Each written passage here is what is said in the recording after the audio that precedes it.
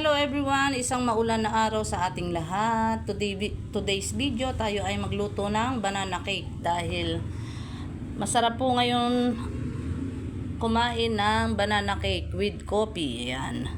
Meron tayong saging na hinog. Ayan, nadurog na natin, harina. Kalahating kilong harina.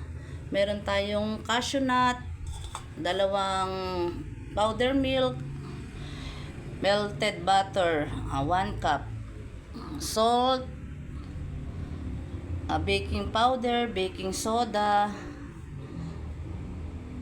2 cup sugar, 1 cup vanilla, 4 cup cocoa or Milo, at meron po tayong chocolate chips. Ayan, 2 eggs. Ayan.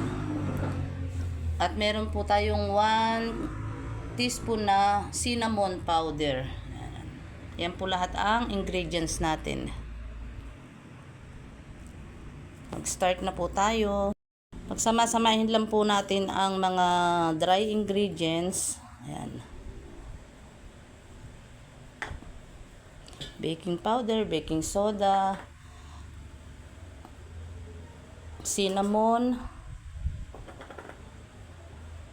cocoa powder or Milo. Kung wala po kayong cocoa powder, pwede po ang Milo. Ayan. Ayan. Lagay na rin natin ang 2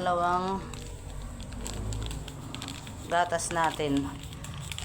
Depende po sa inyo kung ano ang gusto nyo. Kung ay yung Alaska na evaporada or powder. Ayan. Pero po mag-a-adjust kayo sa tubig pagka ganun ang ginawa nyo. Ayan, mix lang natin. Mga dry ingredients po ito. Ayan. Mix na po natin ng mabuti. Lagay na po natin ang tubig. Melted butter. Kung wala po niyan, pwede po tayong palm oil o kahit anong mantika na malinis. Ayan.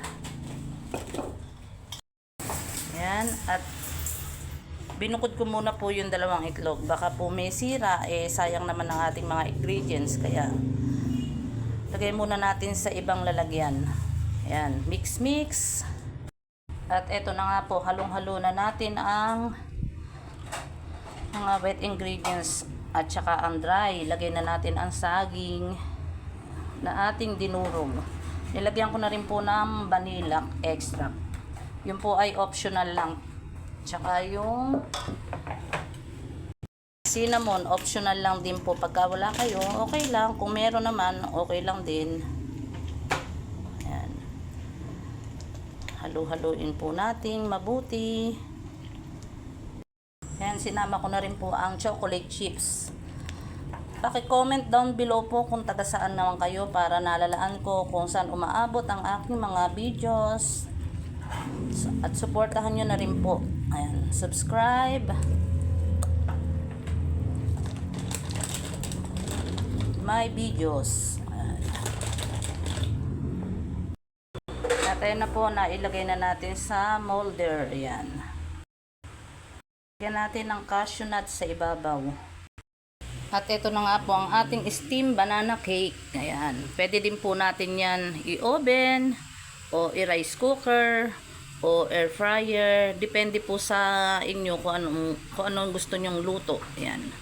Ako po ay in-steam ko lang. Ayan. So, para malaman natin kung luto na siya. Pag wala pong sumama ay luto na siya. Ayan. At 15 minutes ko po yan ini-steam para sure na lutong-luto siya.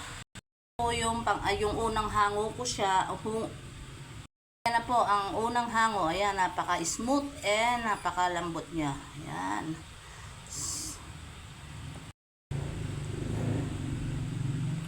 Oh. What do you think? Napaka-lambot po niyan. Ayan. Ang aking banana cake.